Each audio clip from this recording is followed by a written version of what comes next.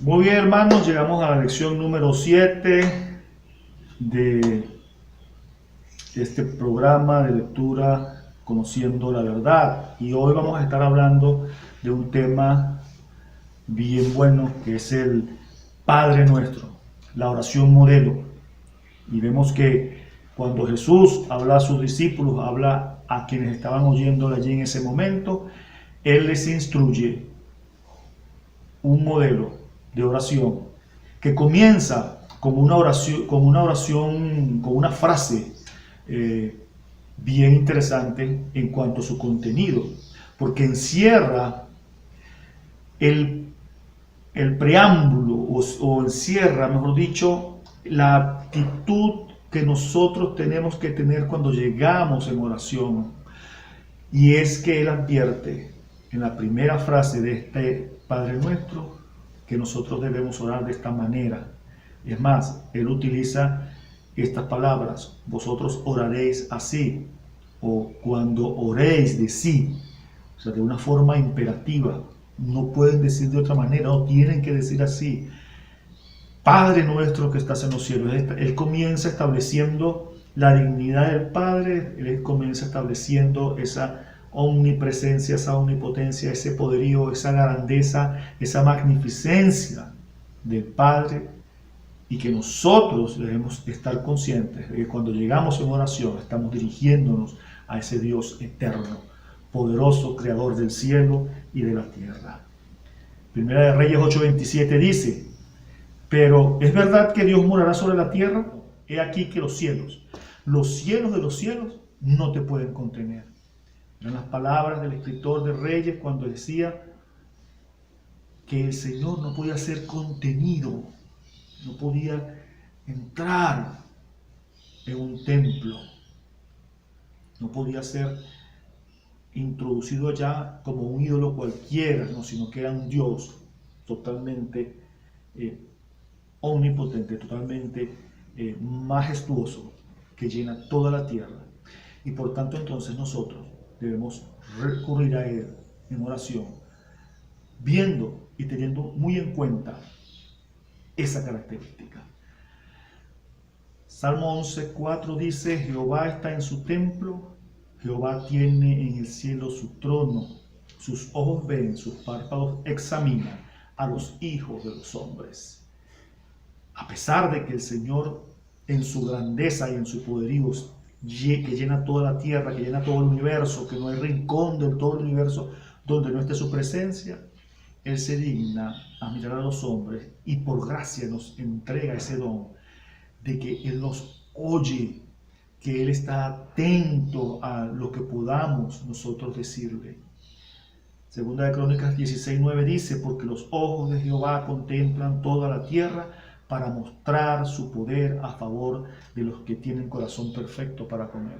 El Señor, a pesar de ese poderío, esa magnificencia que Él tiene, esa grandeza, como bien lo dice Isaías 66:1-2, que dice: el cielo es mi trono y la tierra estrado de mis pies.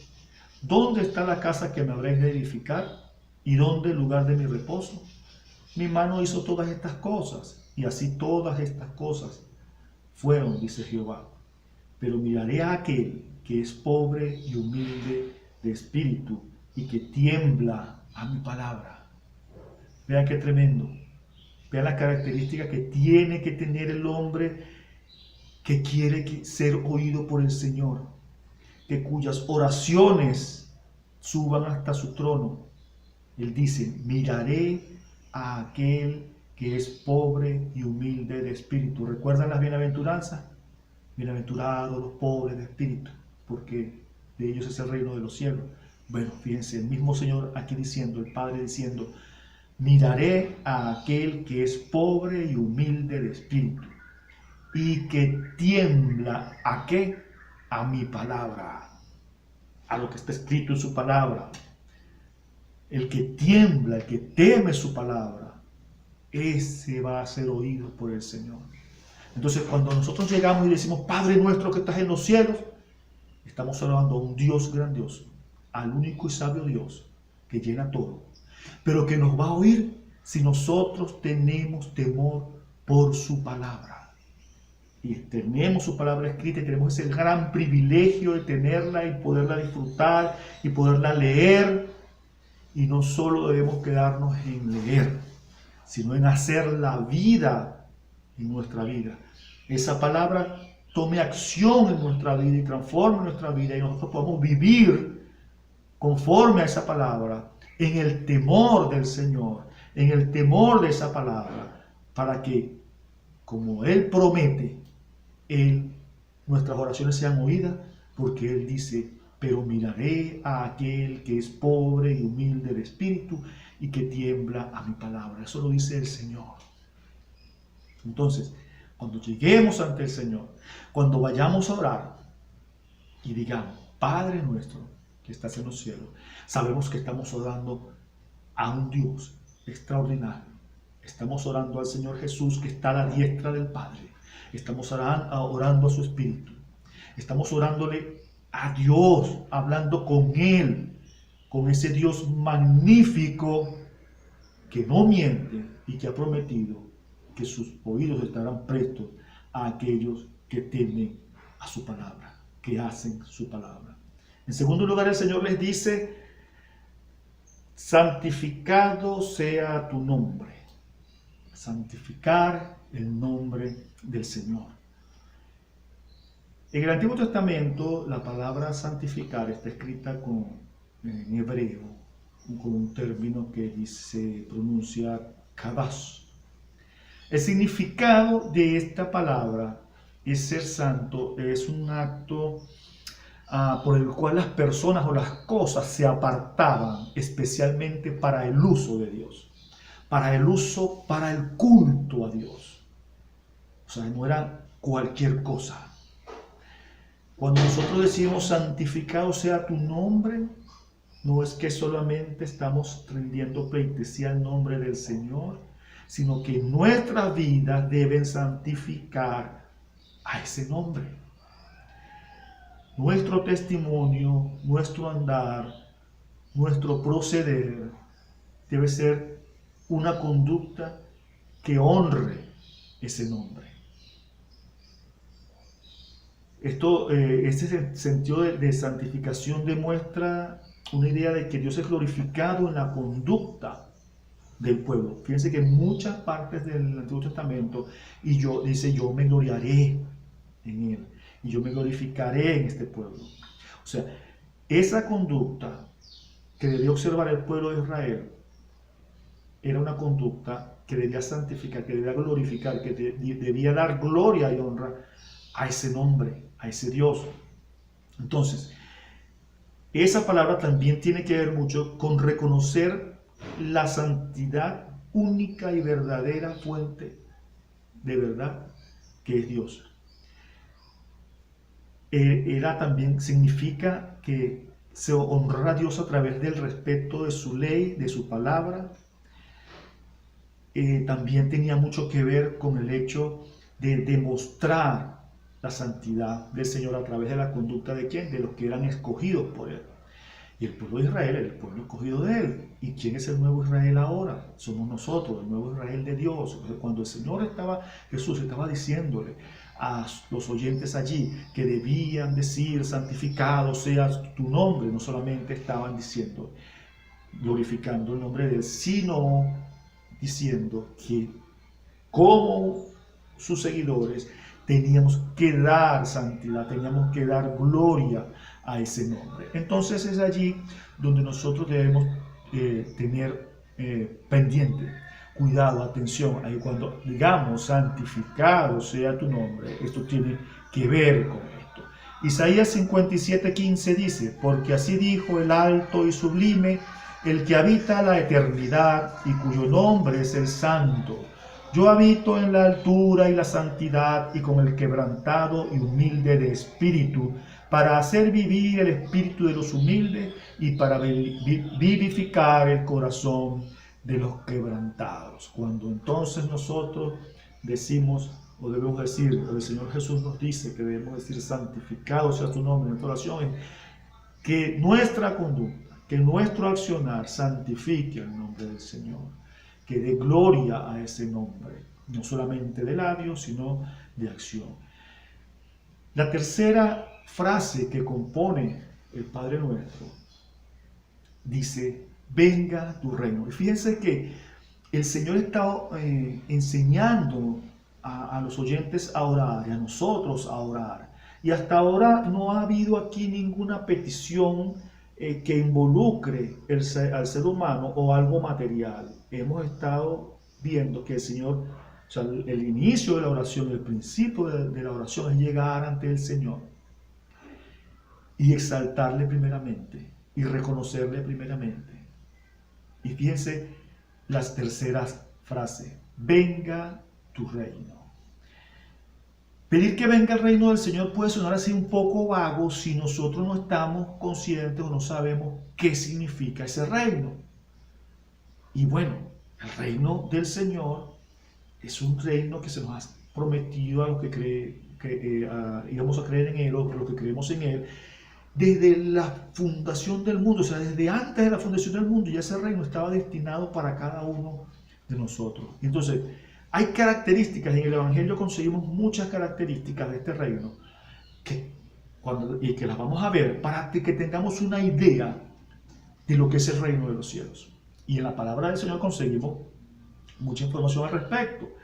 Y podemos ver que el reino de los cielos, para llegar a él hay que nacer de nuevo. Es un reino donde se nos exige un comportamiento digno de ese reino. Es un reino que se nos demanda a buscar y a su justicia, o sea, a su patrón de comportamiento, a sus valores, para que entonces todas las demás cosas que tienen que ver con la humanidad sean añadidas. El reino hay que ser como un niño para poder entrar en él. El reino es de los pobres de espíritu, es de aquellos que reconocen la necesidad de ser llenados por su gloria, por su grandeza y por su riqueza. Vemos que se hace de difícil entrada para aquellos que confían en las riquezas del reino de los cielos. Por eso Él nos invita a hacer tesoros en Él. El Señor dice: hagamos tesoros en el cielo. ¿Cómo hacemos tesoros allá? Dando aquí. ¿Okay? Es un reino que exige una vida de acciones correctas que demuestren frutos como ciudadanos de ese reino. ¿Okay? Es un reino cuya justicia no es como la de los hombres, que influye en todo lo que toca. Recordemos aquella parábola de la masa, de la levadura que leuda toda la masa. Es un reino que no deja nada por fuera. Es un reino que sus valores van influyendo en quienes llegan a él, transformándolos. ¿Ok? Entonces, cuando el Señor nos dice que oremos pidiendo venga tu reino, estamos pidiendo que los hombres puedan tener el conocimiento de cómo es ese reino y que también puedan apreciar, aunque sea tímidamente, las bondades de ese reino. Cuando pedimos venga tu reino, estamos haciendo una invitación a Dios a estar tangiblemente entre nosotros, entre los hombres. Ahora, ¿cómo está Dios tangiblemente entre los hombres? A través de la acción de su iglesia. La iglesia del Señor es la promotora del reino en este mundo, y por tanto la iglesia tiene que traer a Dios a los hombres. ¿Y cómo? A través de ella, a través de su influencia, su conducta, su ejemplo, su predicación y sobre todas las cosas, su anuncio del Evangelio. Así trae la iglesia de Dios al reino a los hombres. Entonces, cuando decimos venga tu reino, estamos diciendo: Señor, estamos dispuestos a establecer ese reino en la tierra, que tú reines también aquí en la tierra, aunque sea tímidamente, aunque sea como un anuncio. ¿Y por qué lo decimos así? Porque sabemos que esa manifestación plena será cuando Él venga en gloria por todos nosotros. Pero entonces decimos venga tu reino porque es necesario que los hombres experimenten esa bendición del reino. En cuarto lugar, el Señor demanda a que oremos pidiéndole a Dios que se haga su voluntad. Como en el cielo se hace la voluntad, así también se haga en la tierra. Ahora bien, que se haga la voluntad de Dios en la tierra como se hace en el cielo tiene varias particularidades que debemos entender. ¿Para qué? Para que nosotros podamos pedir con total convicción que eso sea así. Porque al pedir que se haga la voluntad de Dios en la tierra, como se hace en el cielo, lo primero que tenemos que saber es que esa voluntad que se cumple en el cielo es absoluta, es total. Y si estamos dispuestos a pedir que esa voluntad se cumpla en esta tierra como en el cielo, debemos estar dispuestos a pagar ese precio del cumplimiento de esa voluntad, que no es mi voluntad, sino la voluntad del Señor, que no es mi querencia, no es mi apetito el que se va a satisfacer, sino que se va a satisfacer la voluntad del Señor. Romanos 12:2 nos dice: no os conforméis a este siglo, sino transformados por medio de la renovación de vuestro entendimiento, para que comprobéis cuál sea la buena voluntad de Dios, agradable y perfecta. Filipenses 2:13 nos dice: porque Dios es el que en vosotros produce así el querer como el hacer, porque por su buena voluntad. Entonces, primariamente debemos ver que esa voluntad que estamos pidiendo que se cumpla, primeramente es buena, es agradable, es perfecta. Ahora, ¿es buena y agradable y perfecta para mi humanidad? Es un poco difícil. Esta voluntad de Dios, buena, agradable y perfecta, es buena en Él y para Él. Esa voluntad de Dios exige que nos transformemos, que no nos adaptemos al mundo, que no nos conformemos a la sociedad, sino que nos transformemos por esa renovación del entendimiento que el Señor nos da para que podamos comprobar esa buena voluntad del Señor, que es agradable y que es perfecta. Solo siendo transformados, renovados, podemos experimentar entonces esa voluntad. Y fíjense que nos da Pedro, en primera de Pedro, el apóstol nos da una idea mejor de otro aspecto de esta voluntad, porque nos dice: porque mejor es que padezcáis haciendo el bien, si la voluntad de Dios así lo quiere, que haciendo el mal. De modo que los que padecen según la voluntad de Dios encomienden sus almas al fiel Creador y hagan el bien. Entonces fíjense que ese cumplimiento de esa voluntad que estamos pidiendo que se haga acá puede traernos problemas. El apóstol nos lo explica, nos lo dice, ¿verdad? Que encomendemos nuestras almas al fiel Creador, porque podemos padecer haciendo la voluntad del Señor. Pedir que se haga la voluntad de Dios en la tierra nos va a traer inconvenientes, porque recordemos esto, que la voluntad de Dios es contraria a la voluntad del hombre. Jesús dijo: mi comida es hacer la voluntad del que me envió y que acabe esa obra. ¿Y cuál fue la voluntad que Él hizo? De traer ese evangelio a los hombres para salvación. Evangelio que es rechazado por muchos. ¿Por qué? Porque es contrario a sus apetencias. Aquel que no cree en el Señor, aquel que no está dispuesto a creer en Él y a someterse a esa voluntad, entonces va en camino contrario. Por eso entonces esa voluntad de Dios que pedimos que se cumpla acá en la tierra puede traernos algunos inconvenientes. Entonces vemos que pedir que se haga la voluntad del Señor acá en la tierra es continuar el cumplimiento de la voluntad del Padre por Jesús. Jesús comenzó a hacer la voluntad del Padre acá en la tierra y nosotros continuamos cumpliendo esa voluntad en la gran comisión. ¿Ok? Entonces, esa voluntad del Padre era que todo el mundo de traer salvación al hombre, perdón.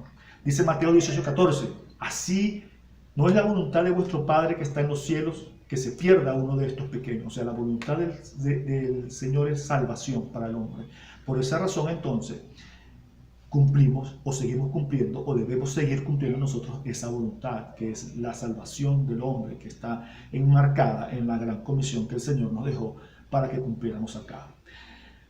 Por fin entonces viene una frase que nos incumbe a nosotros en cuanto a nuestra petición, porque hasta ahora hemos estado orando y exaltando al Señor, pidiendo que venga su reino, pidiendo que se haga su voluntad. Pero ahora entonces el Señor dice en la quinta frase: el pan nuestro de cada día, dánoslo hoy. Lucas 12, del 29 al 31 dice: vosotros pues no os preocupéis por lo que habéis de comer, ni por lo que habéis de beber, ni estéis en ansiosa inquietud, porque todas estas cosas busca la gente del mundo. Pero vuestro Padre sabe que tenéis necesidad de todas estas cosas. Mas buscad el reino de Dios y todas estas cosas os serán añadidas. Fíjense que cuando el Señor habla nos dice que en oración, cuando oremos, digamos, el pan nuestro de cada día, dándonos hoy, pareciera contradecir a lo que está diciendo acá Lucas, pero resulta que no hay ninguna contradicción. ¿Por qué? Él quería enseñar algo más allá, no una simple petición. Esto tiene que ver, esta oración tiene que ver con la relación de total dependencia que nosotros debemos tener con el Señor. ¿Por qué? Imaginémonos que alguien tenga la despensa full, tiene la alacena llena, tiene los gabinetes de la cocina llenos de comida, la nevera llena de alimentos, bueno, y no tiene necesidad de cosas materiales. Así y todo, tiene que decir al Señor: el pan nuestro de cada día, dámonos hoy. ¿Por qué?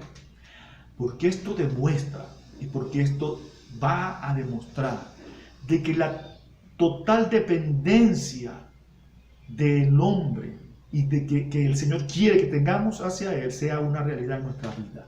Que nosotros, a pesar de que podamos tener el alimento, tengamos que decir, o debamos decir, mejor dicho, el pan nuestro de cada día, danos hoy, sabiendo y entendiendo que es Él el que nos provee de todas las cosas y que nada de lo que tenemos es por nuestro esfuerzo o por nuestra capacidad, sino que Él hasta eso, hasta ese esfuerzo, hasta las fuerzas para el esfuerzo y hasta la capacidad, la inteligencia, la habilidad para lograr y obtener lo que tenemos, Él nos los ha dado. Por eso entonces Él nos manda a que oremos: el pan nuestro de cada día, dánoslos hoy. También vamos a aprender con este principio lo siguiente. Fíjense que Él dice: el pan nuestro de cada día, dándolos hoy. No dámelo para la semana, no dámelo para un mes, no, dámelo hoy. Para que demostremos con nuestra confianza de que estamos pidiendo para el día de hoy, que sabemos que para el día de mañana, cuando pidamos, Él nos va a proveer para el día de mañana. Es muy común, ¿verdad? Ver, por eso existen las neveras, las despensas, para acumular las cosas y que no se dañen, previendo de que en el futuro, de que en los días por venir, puedan las cosas estar bien para ser consumidas. Por eso guardamos. ¿Guardamos para qué? Para el otro día, para aquel día, para el siguiente. Recordemos la historia del pueblo de Israel en el desierto, cuando Él les proveyó el maná. ¿Qué pasó con aquellos que guardaron para el día siguiente? Se les agusanó. Entonces, veamos, el Señor con esa historia nos está enseñando este principio del Padre nuestro, el pan nuestro de cada día. ¿Para qué? Para que nosotros confiemos, ¿verdad? Confiemos en Él, que Él es nuestro proveedor, que a pesar de que nosotros podamos tener guardadas las cosas para el futuro, eso, mi confianza, mi seguridad no está allí, no depende de eso que se guardó, sino que depende de la provisión diaria, constante y presente del Señor. Que Él no nos abandone en ningún momento, que no tenemos necesidad de estar preocupados, porque ¿qué dice Él? Porque todas estas cosas buscan las gentes del mundo. Ese afán por tener, Él dice: no os preocupéis porque vais a comer, porque habéis de beber, ni estéis en una ansiosa inquietud, porque todas estas cosas son la gente del mundo las que las buscan, no la gente del Señor. Él lo dice claramente en su palabra. ¿Okay? Entonces, luego que el Señor manda a que oremos de esta manera, Él nos manda a orar por nuestros pecados. Y dice: y perdónanos nuestros pecados, porque también nosotros perdonamos a todos los que nos deben o los que nos ofenden, ¿verdad? Mateo 6:12 dice: y perdonan nuestras deudas como también nosotros perdonamos a nuestros deudores. ¿Y qué son estas deudas que nosotros perdonamos? ¿Cuándo adquirimos nosotros estas deudas? Resulta que en los inicios de la humanidad, el hombre, desde los inicios de la humanidad, el hombre está en deuda con el Señor. ¿Por qué? Por esa condición de pecado con la cual nace. Entonces, esa deuda impagable, porque una deuda impagable de pecado, Jesús la pagó en la cruz. Entonces, a nosotros se nos ha sido saldada una deuda. A nosotros se nos ha sido condonada una deuda. Y en esa misma correspondencia de gratitud, de que se nos ha perdonado esa deuda, nosotros debemos perdonar al otro. Entonces, cuando Él dice que oremos, perdona nuestras deudas, porque también nosotros perdonamos a todos los que nos deben, estamos apuntando, estamos aludiendo a ese hecho del que nosotros hemos sido beneficiados.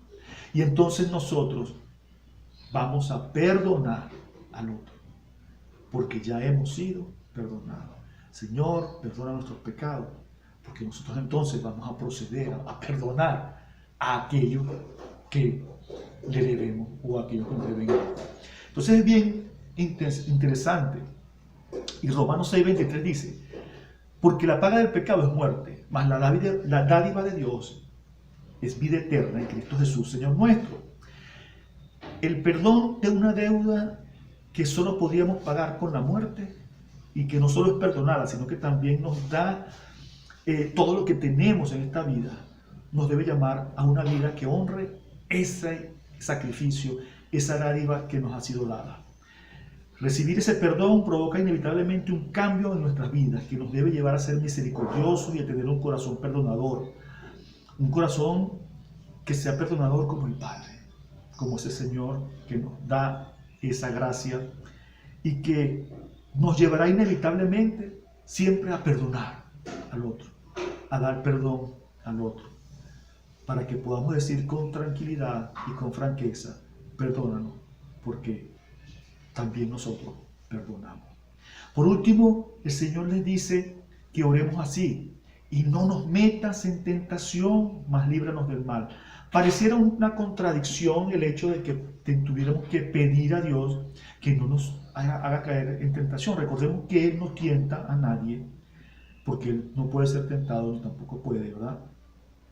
Pero cuando el Señor dice estas palabras, lo que nos está explicando o diciendo es que pidamos al Señor que no nos permita caer en la tentación, porque así evitaremos o evitamos el correr el peligro de poder caer.